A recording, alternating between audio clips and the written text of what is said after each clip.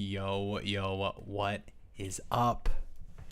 Two sick boys here, baby, bringing you some NBA fantasy action. We're on opposite ends of the spectrum. I feel like I'm looking into the future. I've got Canyon over here on Discord, on the tail end of sickness. Right? That's where we're at. We're at the peak, top of the hill. Yeah. I feel great. I sound terrible. All right. I And promise. I have the feeling, like, yeah, I was telling Canyon about this, but like your body aches a little bit, and it's just letting you know, like, hey man, we did our best, but it's coming. Like it's gonna hit you. I think it's coming tomorrow, but it's all good. It's all good. We're not here to talk about our health, We're here to talk about fantasy basketball. We've got the clickbaity title. It's so fun. I feel like I'm talking to a different person. I feel like I'm talking to like a 7-year-old raspy man in a bar. That's right. Man. How about that Giannis tonight? Smokes a pack of Marlboros a day. All good. All right. I'll try not to draw too much attention to it. No, I sound kind of badass. It's kind of sick. Honestly, I kind of like Raspy Canyon. It's kind of mysterious. Everybody hide your girl. Nah, right, but not a ton of games tonight. I think just 5 games tonight, I believe. A couple sad injury things we'll take a look at before we get into the clickbaity title tonight. DeAndre Ayton was kind of the big one. Had the ankle injury, left early. I think he only played like 7-10 minutes and did not return to the game. So the last time, I mean, it's so tough. Obviously, we haven't heard or seen any reports. Last time, I think it was just it was a week or two. So just kind of keep your eye on that. I think I had called it out and tweeted this. Shout out to my Twitter if you guys want to give that a follow. Link in the description. But I tweeted about Bismack being like such a interesting block streamer for category leagues in games without Ayton this year. So he's had 2 games. I think he's only averaged like 25 minutes is what it was in those 2 games. He's averaging 4.5 blocks. And he had 3 tonight in the 21 minutes that he played. And so I think like there's a lot of times you can kind of read ahead in your week matchup, right? Especially when you get to kind of the middle point. So if you're kind of taking a look at things and you really think, blocks could be one of those. And the thing is too, like Bismack isn't just a blocks guy. Like, no, the scoring is going to be great, but I mean, if he's going to play 25 minutes, he'll give you decent rebounding numbers too. And, the field goal percentage is going to be fine. The usage isn't going to be insane or anything, but he'll give you decent enough numbers compared to like other waiver wire guys, and then the block is upside. So I don't think he's like a crazy high priority, but I think like in certain situations he can really, potentially be a week winner. I like using the phrase week winner versus like a league winner for fantasy. League winner. But yeah, and then Landale, he's fun, man. He has more scoring upside, but the minutes nod is going to go to Bismack. And I don't know. Like I don't want to sit here and talk about him being an amazing pickup or anything. He's just a name that needs to be mentioned in deeper leagues, just as a guy who's gonna see some sort of bump. And I know Booker's dealing with the hamstring, so we'll see. Obviously was out tonight, but there's some opportunity. We can get into the Suns game, man. This game. Talk about bad shooting all over the place. It sucked because it was a good spot for Ayton to thrive too, right? Against the Rockets, against how poor they are defending against the 5.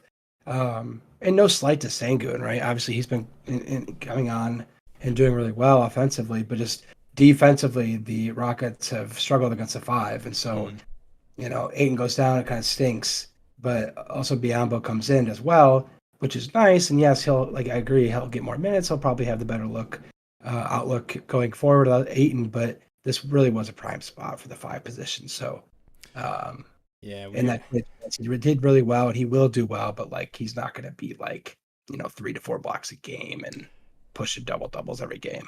Yeah, for sure. What's up, Drew? Howdy, partners. Cash out on AD was too nervous because he's made a brownie brittle. Yeah, I think he's just a fun conversation in fantasy, right? And we had this in the most recent video where we talked about what to do with these injury risk players or players dealing with injuries right now. And I think AD is one of those conversation points where his production right now is a top 2 player in fantasy, right? In points leagues. top two. Like he's just been insane this like most recent Yep. stretch and this season on a per game Yep. basis. But I think it's one of those. It's so tough because in the trade market, right? I'm curious. Siakam and Jaylen Brown love that. I love that. That's amazing. Great deal. I mean, it's one of those like, and that's the perfect kind of trade, right? Because I think the thing with AD and trading these players. So like I said, wait, Kanan, what are you smirking at? You don't like that trade? You're smirking at something? No, I'm responding to a DM. Okay. And to be completely transparent. I appreciate the honesty. No, so here's what I'll say. What Canyon does is he knows he's about to hear a Will spiel. So he's like, all right, answer my DMs. Yeah. Let me. No, that was a lie. That I really was smirking about that. No, so yeah, I think that's the perfect deal, right? Because the thing with AD is like, if you went to your league mates and were like, hey, guys, I'm open to trading AD, you're not going to get close to the production he's giving you right now, like with an offer sent to you, just because everybody knows, that's kind of the, I don't want to say it's false, right? Because it's been the case, especially with the Lakers, that he's, missed significant time, and every game it feels like he's grabbing his back or limping at some point up the court. But I think that kind of trade is one of those where if AD has the healthiest season he's had with the Lakers, unless something bad happens, like a Siakam injury again or something with Jaylen Brown, you're not going to be disappointed that you made that move, right? Those are the kind of moves you want to do with these guys, right? I love that. Yeah, I agree. And I love Siakam too. Yeah. And I will say, like, I don't even think it's like you fleeced him or anything, because I mean, Kay, I'll pose this question to you. If I told you all NBA players from this point forward are going to play the same number of games, everyone is magically healthy, where does AD go in a points league draft? If everybody was healthy, like if AD's going to play 82 games. Everyone's going to play the rest of the season, 100% of games. 80's top 5. Yeah, exactly. 100%. So I think that's kind of the point where it's like, how far does the injury risk knock a guy down who's going to give you top 5 per game production? Yeah, he was top 5, like, what, 3 years ago, 3 years ago? Like, right before his really big injury stint with the Lakers. Yeah, Pelicans numbers before, like, the Lakers injury numbers came through. Like, he was still, like, the top center before Embiid really came on, before Jokic really came on. It was Anthony Davis's league. And it still could be if he wasn't so injured. So it really stinks because he is, like, he just really is, like, probably the best, if not one of the best centers in the league. Like, he just is. And it just stinks that he's one of those guys that's just so injury prone. Yeah. So I think to kind of close that out, I love that trade. And I think kind of the overarching theme for me with talking about injury risk players and players who are dealing with an injury and there's some uncertainty is if you can make a move where you tell yourself, best case scenario for this player's injury, I'm still good with the move, you make that move, right? Because you're not even hedging the injury at that point. You're just making a pretty fair trade. And then you also get the bonus of a little bit of safety. Right. So love that. And that's something that you do really well, Will, actually, is like playing out the hypotheticals. And it's like, okay, at the end of the year, it's like, how is this going to look out for me, right? It's like, okay, we have 2 scenarios, more than likely. We have a healthy AD or more than healthy AD, or we have the AD we've expected. And you kind of weigh the options of the 2 ways that this could go. And it's like you're kind of, risk management, if you will, that you do. Portfolio, you do really well. I appreciate that. But also, I was going to also say, like, Jaylen Brown, I think, is one of the, like, most safe players you can get. Yeah. Injury-wise, he's been pretty solid. Like, he's got his stints here and there. But, like, when he's playing, like, he's got such a high floor to me that Jaylen Brown is such an opposite player to Anthony Davis that I really like him. And then Siakam, I mean, we've been talking about this for a while. Like, Siakam, just MVP caliber season before the injury. He'll have, like, an injury, issues here and there. It is a little scary that the groin injury that came up earlier this year is something that was aggravated in years past, but like it's still just less concerning than I mean, the thing with Siakam is like Siakam's giving you first round production too. It's not even like Siakam's a massive down, obviously with what AD is doing right now, but we could move through here. This we'll talk about these games. We'll go through kind of quickly. As always, if there's questions in the chat, let us know. Always down to answer questions, talk through stuff. But man, just a weird game for the Suns, man. Is no Devin Booker. They're struggling lately. Yeah, for sure, man. No Devin Booker with the hamstring, and I mean you really expect. I know Miles Bridges. You look at the stat line, and as like a Miles Bridges fantasy owner, you're not like super disappointed. But then you look at 24 shot attempts. Yeah. It's just it kills you, man. This could have been one of those Bridges nights that's like holy crap, Bridges was the top 5 scorer on the night because he had one of his high shooting volumes, got you some defensive stats and peripherals. But man, just really unfortunate. I don't think there's much to take from this from a fantasy perspective, right? It's just kind of sucks. That's kind of all I can say with it. Anything for you? I know Campaign also, had an injury, did not return. But obviously Chris Paul's back. Yeah. I mean, as far as like the Rockets side goes, I know Eric Gordon's an interesting talking point because he's been like a fringe guy for a lot of players. Yeah. And like he has games where it's like, okay, this is like solid consistency that I like, that is sneaky on the waivers that I can grab and like can count on. And he had kind of a dud game, but it's like he's still getting like pretty solid minutes. Yeah. I mean, the Rockets were up by what, like 17 heading into the fourth, I think. Mm-hmm. So like starters didn't play a ton of minutes except for Jalen Green because Jalen Green's a stat whore and he just wants to play as many minutes as he can, I'm sure. It's so funny because like he had a good night tonight. Obviously didn't shoot super well from 3, but great from the free throw line. Like got you good production, and we're still finding to take a jab at him. I just want to take a jab at Young Green. There's really no reason for me to. Like I don't mind Young Green. I really don't. I have more beef with Evan Mobley at this point, honestly. But that's another conversation another day. But yeah, Eric Gordon, don't freak out. I still like Aaron Gordon on like 12-team leagues. Yeah, he's just probably safer than whoever. The waiver wire guy you would pick up to play instead of him, right? That's available in like a 12 team. Like he's probably just safer. Yeah. Quick to the chat. Yo, what's up, Jimmy? Do I trade Fox? He's been inconsistent. I see Drew said, but he just traded Fox and got like Anthony Edwards. It's a good guy I should target besides Edwards. So is this points league? Let us know, points or cat, and we can kind of talk through. I know we're both just inefficient shooting. I know it's felt a little inconsistent in this most recent stretch versus what he did to start the season. I'm not super scared, but I get it. I also want to say, like, he just played the 76ers, the Bucks, and the Bulls, who are like top teams against the point guard position. So like Bulls, I know like no Lonzo, who's like usually one of their best defenders, but like Dosunmu is actually a very good defender, and the Bulls guards in general are solid defenders. And they have the Bucks, best defensive team in the NBA probably, and then you have the 76ers, who are actually also one of the best defensive teams in the NBA. Like he's had really bad matchups these last 3 games, and so like it is frustrating, but like I wouldn't be too concerned. Like the volume is still there. Like he's shooting 14, 16, 15 times, 7, 6, and 7 threes. They're just tough matchups. Like it's going to be like a little lull like that. He's on an East Coast trip. He's at Milwaukee, at Philly, right? They're on this totally East Coast trip here, and gets really good defenses. So I wouldn't freak out. It is frustrating, but I still really like Fox. Yeah, let's. You want me to give you some names? So it's a category league. I'd be kind of curious. I don't know if you can provide any additional color. I mean, if not, it's not a big deal. I don't want to get too cute with like, your team and makeup and roster construction. But if you have anything like, you can really tell like my team is, I went for threes or heavy, very big heavy, or I'm a really big rebounding, like something. If you have certain categories that you drafted. Or are kind of attacking with roster construction. But so let us know and we'll list some names out. It's kind of tough. Oh, okay.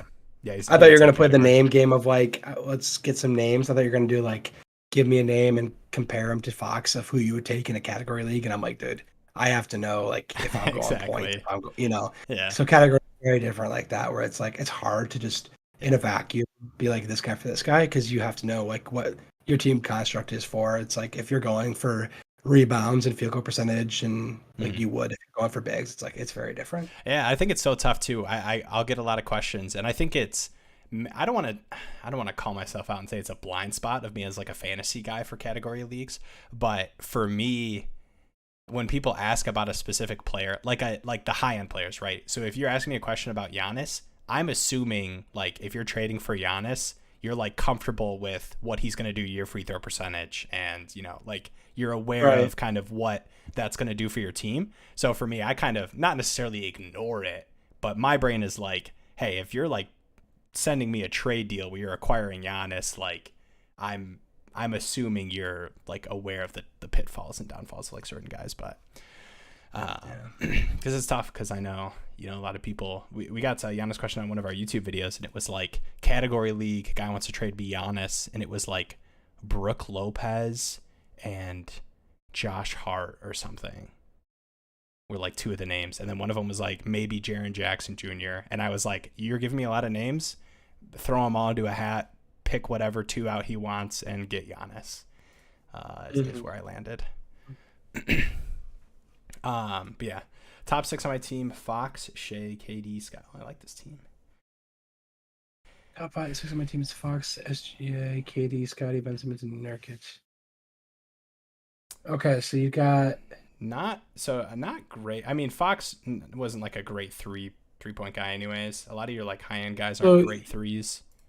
You're set up for a sneaky good like big build to me, because like you have guards and like wings that are like very big oriented almost, right? You have like Ben Simmons who's like good rebounding and defense and like probably good field goal percentage. Same with Scotty. And like Katie's a little bit more on the assist side. I have Murray injured. Okay. So it's like Ben Simmons and Scotty to me is like a very like you could target bigs in a way that like you could leverage the trade for someone to give you their big, and like you could give up like a guy like Fox for a big, and all of a sudden like your guards are contributing in a way that like bigs do, and so you have your bigs like normally if you can get like an elite big or like a top 3 round big, plus your like mid to later round guards like a Scotty Barnes and a Ben Simmons that are like good rebounding guards, like you could have a good setup for like a big heavy or like a rebound oriented team. So like Scotty, Ben Simmons, even KD, even Shea, like you're not looking for threes, right? And Fox actually gives you decent 3 volume. Just in general, like Fox isn't, Fox isn't like a great 3 guy, but he has the volume, so it's like kind of awkward for him anyway. So like I think I would move Fox in that team. Defensively though, it's pretty nice because like Fox defensively is good, Scotty defensively is good, SGA good, Ben Simmons good. Like defensively, your team looks really sound. So like if you want to trade Fox or like move Fox for like a big, I wouldn't hate that. Or like another wing that like a power forward that like scores and kind of rebounds semi well. Like I think that would be a good move. What about at least. I don't want to get too cute here. I guess you're not really going for threes. My eyes, when people ask me about players, I always go to like what good guy is like hurt and coming back from an injury soon. What do you think of? No, my mind just what my mind does is it goes straight to like who is out right now or like gonna miss a little bit of time, and so my mind went to like Cat, like some kind of move where I don't hate Cat. Right, I know he's like for threes as a big like, but I still don't think that's like the worst thing. It's a little Cat for awkward, but Cat for Cat leagues is a little awkward because it's like his rebounds are good, but they're not elite, and then like his assists are high, but it's like also like, are you going to win assists if you're kind of like getting like these guys that are just like 5-6 assists a game? Yeah, like maybe like you could like sneak an assist win out of a random week with like a Cat instead of a Fox. You could have like Cat, SGA, like all those guys give you like undervalued or like underappreciated assist numbers. Like Nurkic is good at passing big, KD gives you some good assists. Right. Obviously SGA and Ben Simmons and Scotty on a random night. Yeah. So you could sneak out an assist win with like a passing big, but again, you're not like committing to certain categories. You're kind of still spreading yourself out. Yeah, I think it's always a question on price too. I know you just said here like a one for one or try to package Fox with someone else. Yeah, it's always tough, and I think that's like why I brought up Cat is like a lot of these guys who are like the value of them is so. It could be such a wide range, right? These players that are dealing with injuries and they see like a stud, Jakob. Okay, yeah. I mean, your team is such a. What do you think about? Like? I know we don't really know yet what the Ayton injury is, but what do you think about packaging like Fox for like Ayton and someone else?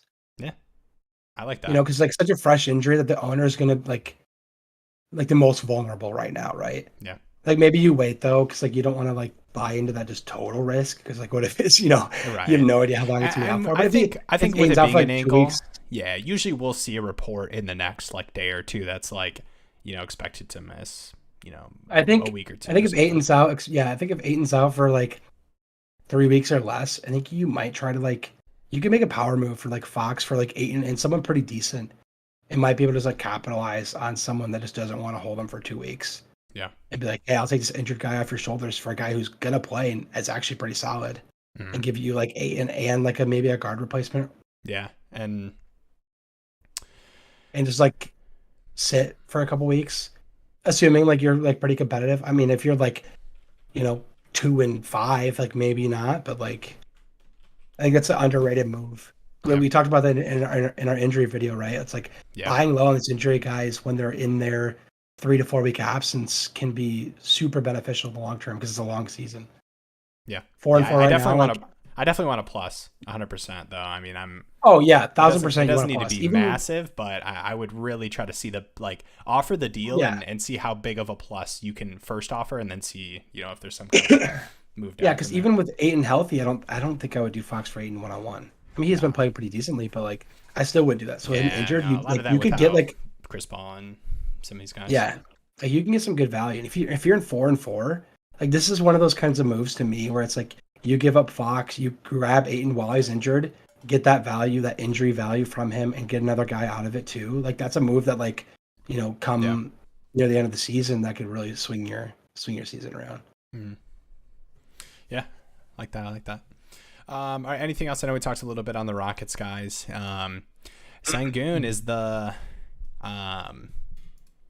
it's I don't even want to say like is the breakout over this most recent stretch happening, but I will say it's been nice to see Sengun from a consistency standpoint. Do you remember beginning Right. of the season if you had Yeah. Sengun on your roster and it was like he's not starting, he's not even playing 22 minutes. I didn't even Yeah, know exactly. this Fernando guy was on the roster and he's starting over Sengun. And there was Yeah. I think I was worried too because I like a lot of the Rockets like fours. They're like kind of 4 or 5 guys. But no, I feel pretty good about Sengun yeah, moving forward. I think we all kind of knew that Sengun was eventually going to get that job, and he did. So it's good to see him in that stride now. I'm a little concerned with the Jabari Smith 5 shots is a little weird. I mean, a bit of a blowout plus the fact that like Suns I guess are decent against the 4. I mean, they could just throw so many long wings at you. Like Torrey Yeah. Craig's like an underrated tough defender. Mikal Bridges can guard the 4, and then they have like Biombo Landale and Wainwright. Like they're actually pretty like good defensively against the 4 and 5, but 29 minutes hurts obviously, and then like 5 shots is a little annoying. He was efficient, 3 for 3 from 3. Like I don't know. Yeah, I think the thing with Jabari too, and it's kind of been like the story this whole season, is like the inconsistencies, but it's been nice to see some decent rebounding numbers. I know like the scoring and shooting's been pretty up and down, but I'm not like sounding the alarm bells because man, this guy's still playing 30 minutes. I believe in the talent, but I agree it would be nice to see him shooting more than Eric Gordon and Martin Jr. off the bench. So here's the thing: the guy who has Aiton has no depth whatsoever in his roster. His next best player is Jalen Brunson. Wait, so his best players Brunson or Aiton? I guess under Aiton probably. It's 'Cause you crazy can't that your obviously team buy is Aiton for some higher. Fox, Shea, KD, and this guy's Well, I best think two he's players are Brunson. I think he's saying like his best player below Aiton because I think he's assuming that we know he's not going to package. Oh, Lamelo's hurt. Okay, Lamelo's Yeah, that hurt. makes sense. And he's not going to like be like Aiton and Giannis, right? So it's like his best players that he could trade for maybe are Aiton, Brunson, etc. Yeah, I mean, how low of a player do you have to offer for you to feel really good about a Fox Aiton, or sorry, Fox question mark for Aiton Brunson? Or do you think Not super low. I don't think like Aiton Brunson, he wouldn't do that. I don't think like I wouldn't do that if I were that guy. oh So yeah, it's like I not for would be Fox curious straight to up. see It would who, need to be somebody. because it's like I would like to see who he has under Brunson, even like a wing or a big under Brunson with Aiton that he might have. Because like yeah, it's like Aiton Brunson might not be his best couple player. Like even though it's like those are his top tier players, like Aiton Brunson, I still would do that for Fox. Like obviously, like he's not gonna like that guy's not gonna do that. It's like Miles Bridges. That's kind of sneaky actually, because you're like a defensive team. I do Like like you, I've been a Miles guy this season, man. This tonight sucked, dude. Oh, 4 for 24. Okay. That's fine. He is Kawhi. Oh man, this poor guy, man. Wait, LaMelo Miles Kawhi. Bridges? Oh, you mean Mikal? Buddy's holding Miles? I will say, I remember when those reports came out, and people were like talking about their teams, like should acquire him, and I was like, man, he's not going to play this season. And then I was like, it wouldn't be the craziest thing to have him play again this season, or like the craziest thing I've seen. My bad. It's all good. No, you're good. You're good. Yeah, he's like the Voldemort of the NBA fantasy right now. Yeah, I figured you meant Macau, but the fact of like how you already set up the narrative for this guy's team, I mean, LaMelo we kind Kawhi. we kind of thought maybe it was Miles. He was hoping he beat the case. Let's okay, my bad. All right. Let's we'll kind of go through this a little bit. I made a promise to Canyon that I wouldn't keep him on too late. Also to myself. I'm kind of using Canyon as a scapegoat, but we'll keep moving. We'll go to the Kings here. We can talk about a little bit of your guy here, Fox, who had a tougher night. I'll go to the 13 4-1, just really inefficient shooting. 5 for 15, 1 for 7. Sabonis kind of stole the show. Fantasy, man, he's been so good. Super efficient too. Crazy tonight. Yeah, it's really tough. And I will say moving Fox is really hard right now because he is so much better than what he's given you this past couple of games, right? So I know we talk about like I get wanting to trade him for the inconsistencies, but I think just kind of as a general note, when you get these guys that have these like bad stretches, it's just really hard to move them and get good value back, right? Yeah. Because I think for me, it's one thing for us to look at a player who's been doing the same thing all season or close to the same thing all season and has a better stretch, and we're like, all right, move him. Don't believe in it. Inconsistent. But man, when Fox has like inefficient shooting, doesn't give you good assist numbers, it's just really hard to make the case. But yeah. Had him on his bench. What? Oh, dude, I've been there though. Who's the worst player you've sat this season, Canyon? On accident? Accident, like Joel Embiid. Yeah, I sat Tatum one week. I mean, I don't know if it's like the irony of the trade, right? Like we talk about fantasy basketball all the time, but it's like I have so much going on sometimes where it's like I totally forget my own fantasy basketball league sometimes, and I'm just like.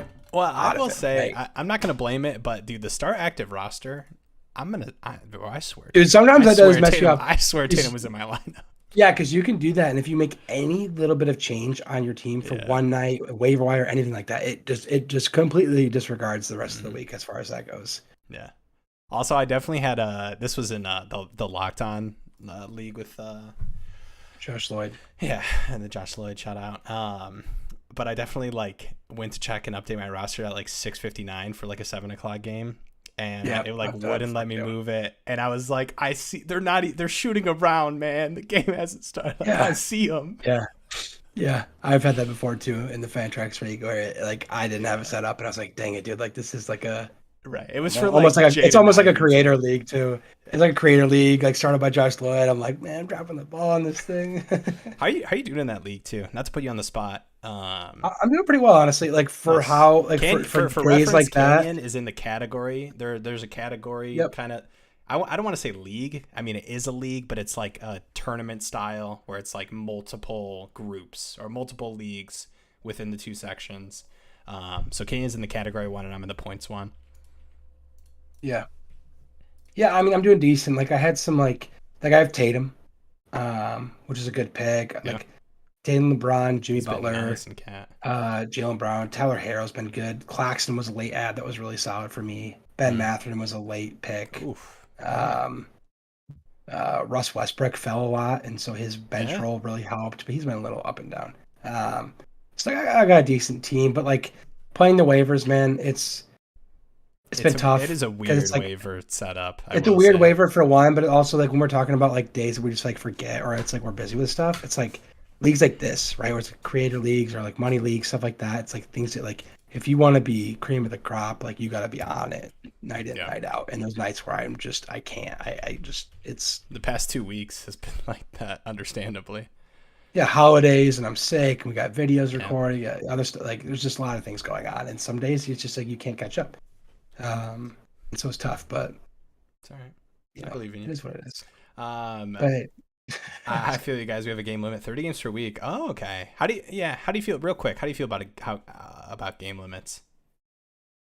um, it's every time you ask me like these league specific setups, it's Yeah. interesting because like am- Ah, I I really want to try to create like the perfect fantasy basketball league kind of setup settings type thing. yeah. And so like these things just make me think about that. But 30 games per week, it's Dude, you it's a have to. little You're low. gonna have to bench It, some like guys you don't want to bench yeah, with 30 I games. don't mind like the game cap, but 30 games is a little low. Yeah.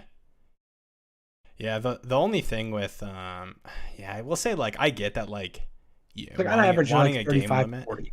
Yeah, I get wanting a game limit just because waivers can feel so like so intense when there's no Yep. limit and you're just like, okay, well this guy found a way or like lucked out and got to play like 7 more games than me or whatever, but yeah. Should I sell high on Gary Trent? Yeah, I know he's had a pretty good scoring stretch, and this is kind of just like the Gary Trent thing, right? I mean, the peripherals are just never going to be I don't even want to say elite. They're just never going to be good remotely. So like anytime he has these like really good scoring stretches, like that 35 bomb against the Pels where he shot insane from 3, he's going to do that. So I have no problem chopping him. I'm curious if it's category or points, but I think in either, he's one of those guys where when you get a good stretch like this, I'm fine moving him because it's just he's one of those guys where I feel so confident that I understand what his production is going to be like for the rest of the season, right? It's going to be Yeah. inconsistent, yes, but it's going to be the same kind of thing that we've seen this season, right? Where it's I know he's had like some kind of like limited role question mark, so maybe that's even a nod, but I'm not too worried about that. I've really no concerns about that with the most recent stretch, but yeah, what's up, Keegan? Keep Kawhi. Yeah, I know is Kawhi back in the yeah. So we talked about this in the video, and I think to kind of summarize it a little bit, we're very much in the camp of if you can get anything remote to where you drafted him or where he was kind of going in drafts heading into the season, I would do that in a heartbeat. But I think it's really hard to do that right now, obviously, right? We've only seen really one game back, but it sounds like other than resting back-to-backs, he's okay right now. He's going to be playing these games. So I think if you do get a stretch, feel free to add on to this, Kenny, but if you do get a stretch of, a handful of games, you get 3 or 4 where it's like, here's Kawhi with decent efficiency, good peripherals, hey, Kawhi's back. There's the thought can get in your league mate's mind. That's when I'm totally fine moving Kawhi because you're still going to deal with the back-to-back headaches. He's not going to play a lot of games, even if he's healthy this season. So Yeah. I think you and Jimmy in the chat too is right on. Like he's coming back right now, so 1,000% you hold him, and you let his value build, like Jimmy said. Give him those games, let him come back a little bit, let him get into 30 minutes a game, maybe even like. I mean, I'd say let him play backs to backs finally, but like they probably won't do that yeah, until it's like just playoffs. I think they So even it's like have I already said wouldn't. that. Yeah, Yeah, so let him get like those 25, 6, and 4 games randomly here and there, yeah. and like let people start to believe Yeah, a little, and he's then played like ride out on 28. that. I know one of those games is an OT Yeah, game, but he's played like 28, 30 minutes. So at least you have that, right? If he came back and was like, he's still got the bench role, he's going to play 22, 24 minutes, it's going to be a nightmare. But I think you're going to get some of these games. So there will be the value build. And it's Kawhi Leonard, right? He still has the name value. That's the biggest thing yeah, in fantasy. yeah, Like, yes, he's frustrating, but my only thing is for people that are like, okay, Kawhi's back, I'm going to sell him for whatever I can get. It's like, man, if you're selling Kawhi for like a waiver wire level player, I wouldn't do that, right? So I think we get a lot of questions about that is like, I've wanted to drop him. Should I just flip him for anything? And it's like, man, he's going to build value. He just has to. Right? He has to, right? Yeah. Yeah. Yeah. Yeah. Yeah. Um, We can go to. You want to go to the Bucks Warriors game? yeah. Yeah. Sounds good. This one was interesting. I watched the tail end of this one. Um, like, okay, honestly, like obviously the Bucks are just better right now. I think Yeah. they're just Warriors. It's been a weird season for them. offensively they're better, but like I think I think the Warriors, like especially without Drew, they like line up really well against the Bucks. And so it's a little surprising to me that the Bucks actually blew them out here. I think the Warriors opened like +3 against them, and I actually really liked it because they set Yeah. up the three ball so well. They set up like sneaky backdoor screens and all these different cuts. And Steve Kerr is just so good at manipulating defenses to open up threes. And I think the Bucks are a good team to do that against because obviously you want to stretch Giannis out, right? You want him to leave the paint. You want Brook Lopez to leave the paint. Yeah. But these two guys are just going to sit in there, and you don't have Drew Holiday. So you're looking at Javon Right. Carter, Grayson Allen, and Chris Middleton, who's a great defender, scurrying around the perimeter, and the Warriors can just eat that up, and they did, but they just didn't shoot well, right? You have Mm-hmm. 3 for 7 from Poole, 2 for 7 from Clay, 3 for 10 from Curry. Like this was just like honestly, like this was a matchup made in heaven for the Warriors finally. As far as offense versus defense goes, because Bucks are so good at defense that they really could have snuck one out here. And to me, they just kind of dropped the ball by missing so many shots. And then the Bucks offensively, obviously, just couldn't be stopped with Giannis. And so it was going to be a shootout no matter what. But the Warriors couldn't have the three ball fall, and so it was an interesting game to me because I liked how Steve Kerr could really manipulate the three ball offensively to kind of take advantage of this Bucks defensive setup, to try to stay in the game with them, but they just couldn't because the three ball just couldn't fall for them. Yeah, definitely. And kind of a disappointing game, for you get Yeah. Curry heading into this one with the Drewless Bucks. Um, yeah, I don't know if I've much to add onto that. I think that was really good spiel. I like that. Yo, what's up, Jimmy? What is your guys' opinion on Keldon Johnson? About low on him a couple weeks ago, and he still struggled. So I'm curious, and I'm going to ask this question because I know Kanan has the same thought as I do. Are you in a league where you get negative points for field goal attempts? Because Keldon, Mm. over this most recent stretch, has definitely been a guy where it might have been you, honestly, or maybe it was, yes. Oh, yeah. We had a guy come in who was like, man, Keldon's been so tough. Like, what do I do with him? And we're like, yeah, I mean, he's shooting bad, but like insane volume. Like, come on, you got to stick that out. Like, he's shooting like 40% from the field. That gets up to 46, and he's got like crazy scoring numbers. Hmm. So yeah, that's really tough. I will say, full transparency. If I'm nothing else, I'm honest. Um, but I don't play. None of the leagues I'm in. I'm in a category league. Same. I'll play in points leagues too. I'm in none that are negative points for field goal attempts. So I don't really have that as a part of my, obviously in category leagues, that's like, it's things you take into account. But yeah, I get that's rough because usually all my brain goes to is, hey, bad efficiency, fine, give me the volume. That's gonna regress to the mean, and I think that's kind of the only answer I can give you is he's not gonna shoot sub 40% for the season, and that's just like where he's at right now. So like it will get better, but you are going to have games if he's going to shoot 20-25 times a night, you will get games like these where he kind of kills you. Um, yeah, that's tough, man. That's crazy. I wonder if in those leagues, how important those like, yeah, Sabonis, kind of like Rudy Gobert guys who just give you like crazy good efficiency scoring. You're like getting barely any negative points for field goal attempts, right? Because they're always like 8 for 10. I don't know. That'd be interesting to think about. Yeah.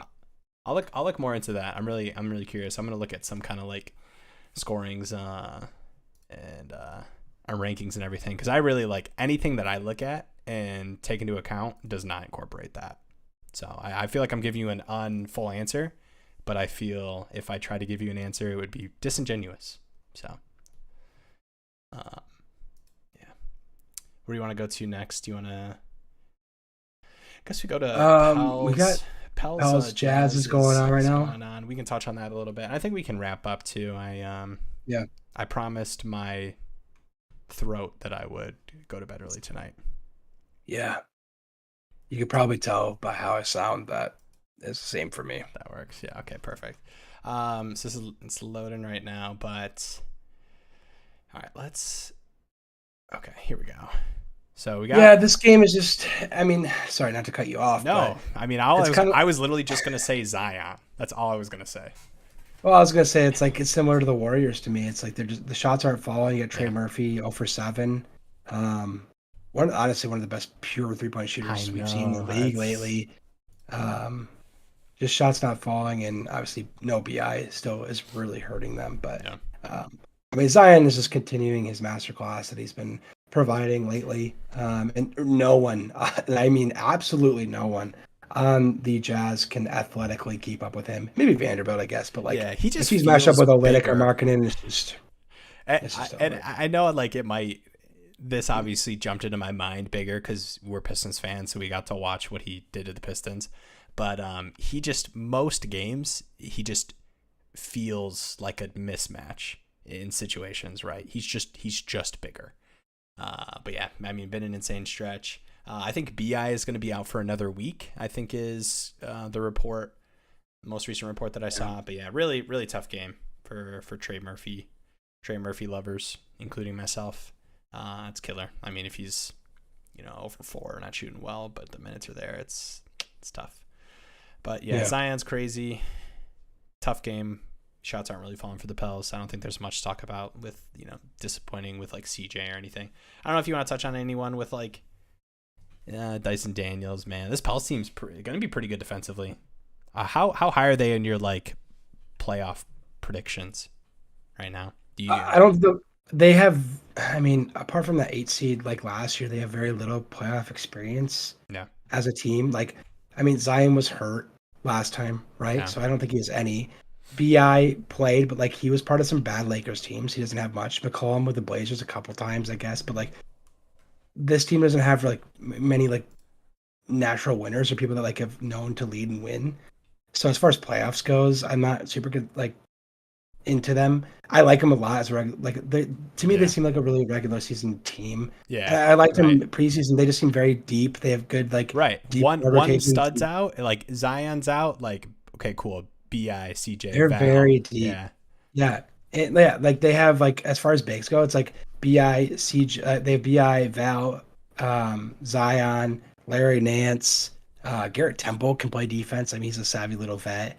And not like crazy offensively, they've but got like just guard wise too. It's like dogs on Dyson defense, Daniels, man. Devontae Graham, like they're Trey Murphy, CJ McCollum. They're very deep. Herb Jones too. Like I love the rotations they can bring. Their switchability as well. Like their starting unit's so strong. I think they can be really good. I didn't think they'd be 1 seed like they are right now. I don't think they will either. But like they'll definitely be a playoff team and they'll be super fun to watch. I don't think they'll go the distance though. Like you need a killer to go the distance, and like Bi can be that, but like night in night out, I don't know. Yeah. Zion could be that, but like again, he's not super 3-dimensional either. So it's like they don't have that 3-dimensional guy. They don't have that KD. They don't have that LeBron. They don't have that Giannis. Someone that could just really take over to me. Yeah. So it's like I don't think they'll go super far. Like they're going to be like a really good regular season team and a team that gives a lot of troubles in the playoffs. And I really like this Pelicans team, and I have for a little bit, but like. Same thing with the Jazz. Like, I think if they make the playoffs, I think whoever comes up against them in a 7-game series is actually kind of licking their lips. I'm not gonna lie. Yeah, I think the Jazz really. I mean, we've seen it, right? They're 15-14 right now. Insane start to the season. I think. I love the Jazz, and I mean, obviously, we get nights like these tonight where it looks like they're gonna end up blowing out the Pels. I think they'll do that a decent amount this season. I think they'll end up being a fringe kind of playing team, but obviously, it's tough to predict at this point in the season, but. My last question for you guys. Sorry, no, you're good. No worries. Appreciate you being in here, asking questions. Wish we could be on longer. Yeah, definitely. Any under the radar guys should keep on the lookout on the waiver wire. My waiver wire. I think there's a couple interesting conversation points on this Jazz front. So I'm curious, what your thoughts are on a couple of these guys. Jazz guys. Yeah. What about Nah? He's had a pretty interesting stretch. I know we've got a couple games with no Lauri Markkanen. So it's a category. Wait, it's not a category. That's a different guy. So this is a points league, but you get negative points for shot attempts. That's the league. You're talking to Nickel Alexander Walker. Yeah. Okay. I'm thinking just guys that I know are probably available. Sure. And I think Walker Kessler's another name. I know you just called that out. This is Cat. Gotcha. I know he's a guy who's been getting some more minutes. Obviously, Laurie's missed some time, but he started over Vanderbilt in some of those games. I mean, he's playing. He's probably going to end up playing. We'll see what the final rotations this looks like, but like 24-ish minutes tonight. Yeah. Honestly, I kind of like Kessler more long term at Cat League. Yeah. I like Nickeil Alexander-Walker. Like, I liked him a lot. I think it was last year or 2 years ago. I had him personally in the Pels when he kind of slotted in as a starter before they got CJ. And I think it was Devontae Graham and him. He was a stud. Yeah. And they got CJ halfway through the season. He moved to the bench. He was pretty solid. Then he got traded. I like him as a player a lot. I don't think he's great for Cat League off the bench in an inconsistent role. I don't really trust him. Yeah. Right. Walker Kessler to me has he's a rookie and I think he'll come on more later in the season, but like he has a more opening of a role that he can fill and provide more consistently as that big center because like they just don't have that, right? They go Linux undersized, Vanderbilt's undersized, Markkanen's undersized, so they don't have a true five. Or if they come up against teams like this team with Valanciunas, where Kessler's going to have to be called up to play 20 plus minutes, and he does well. And so areas like that called that out. Like that's been a nod with Kessler getting the start over Vanderbilt in one of those Laurie-less games without Lauri Markkanen, where they were like Kessler got the nod start. Part of it was a size thing, but part of it was just giving him the start. So I think he's in the lineup right now, so he's going to end up playing 24 minutes. I think Kessler's one of those guys where like per minute in a category league, if he's giving you like 20. If he's up there like 25 to 27 minutes consistently, he's going to give you decent rebounding numbers, just like fine scoring. But the blocks have been pretty good per minute, and that's pretty nice. That's really something that's hard to find consistently off the waiver wire in category leagues. So, yeah, I think it's something that he'll only get better over time because like he is a rookie and he has to get acclimated a little bit more with this league, and I think it's going to have to take him some more time, and I think he could actually be very effective later this season, if not next year, definitely. Yeah, he's almost averaging 2 blocks a game on like 17 minutes on the season. Like he's been very, very good.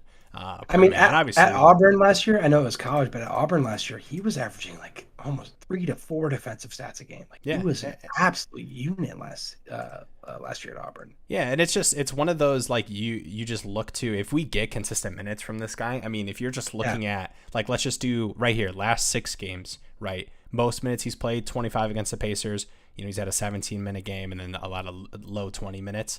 Rebounding numbers 11, 8, 12, 7, 8. And then 14. It's just like, man, 14 tonight. And it's just one of those like, dude, finding consistent near double-double or double-double, but double-digit rebounding numbers off the waiver wire in a category league is really nice. Yeah. But other guys off the waiver wire, because I know he mentioned that. There's a guy, Kyle Anderson. If he's still on your waiver wire, I still really like him. He had a poorer game last game against Portland, but like he, with Cat being out helps definitely. If Gobert misses some more time, definitely. Like he's a guy like before this big stretch happened. I mean, you can look back. We had a video, I think it was a waiver wire video. I don't remember which one it was, but we were kind of talking about like Kyle Anderson being that guy off the bench that should take up most of the minutes because he is one of their most experienced players. He feels in like a needed role and position out of them, like a switchable defender that can guard like the 2, 3, and 4. He can pass, he can rebound, he can score, he can defend. Like, and ever since then, like 39 minutes, 31, 22, 35, 39, 28. Like, he's been providing solid numbers across the board in a points league. I think he should be rostered. Yeah, and I will say it's been kind of weird, but we talked about Jaden McDaniels too, and it's like it seems like he's like shot less or like equally without Cat, playing the same minutes coming back. But no, I think Anderson's surprisingly in my mind, but I guess not surprisingly from a minutes perspective because I think that was kind of obvious, right, that we were going to see that a little bit, but that was a really good shot. I do like that. Scuba and Mao, just hold them, especially as we get closer to the trade deadline and Jazz start selling.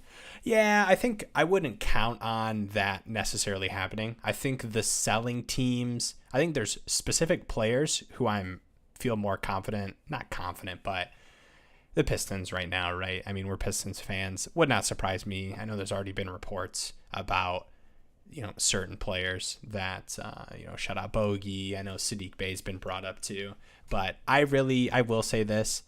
It happens every year where, as a fantasy community, we talk about teams that are going to sell players and move players by the deadline. And more often than not, it just doesn't happen. That's just kind of like the way the NBA works. Like, yes, I mean, there are seasons where we get big trade moves and obviously players move and everything, but I wouldn't,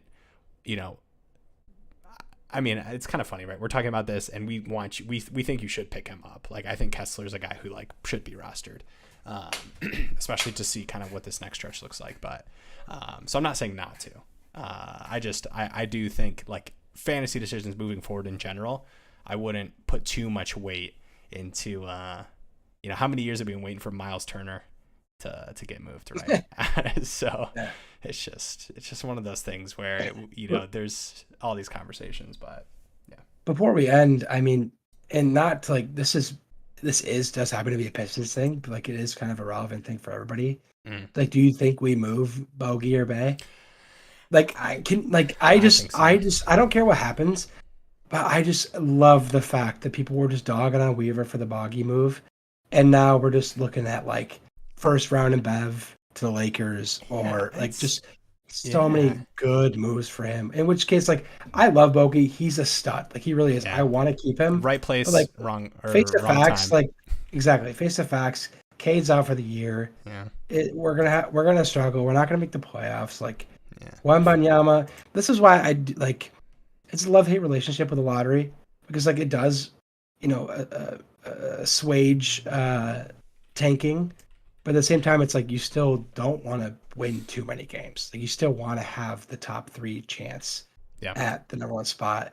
And like, no Cade, just like it does hurt. And I think if we had Cade, this wouldn't be a discussion really. But right, I think it's just Bogey is an asset, and I think it's less of tanking and more of like capitalizing on value, like like we say with fantasy, like selling high. Like, this is a guy that we bought, came in, and is going to be a stud because he has the time and minutes. And I cannot, like, I love Bogey too, and I think we're all in agreement that if this dude was not 33 and was like 25, like, hell yeah, like, let's go. Like, he's hitting and we're he's fine. We'll build him with the young core. I totally agree. I love him. It's going to be sad, but I do think the right move is to move him. And man, can you imagine? I just can't wait to get to talk about Troy Weaver turning Kelly Olynyk, Saban Lee, and cash considerations into a first-round pick.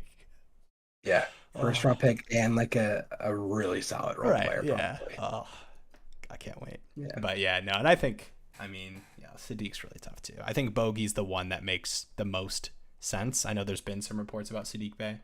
I don't like that. Yeah, I don't really either. It's been tough too. I think this season. I think we were expecting Sadiq to do a little bit of what Bogey's doing, honestly. Honestly. But it's tough for anybody on this team to like really stand out with the way that the season's panned out. Yeah.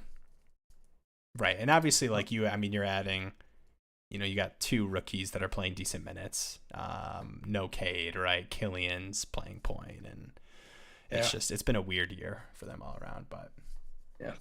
I always find a way to close out with some Pistons talk. Yes, sir. Go Pistons. Gotta. All right. Appreciate you guys. Thanks for hanging out. And guys is all inclusive. Any ladies in the chat, appreciate you too.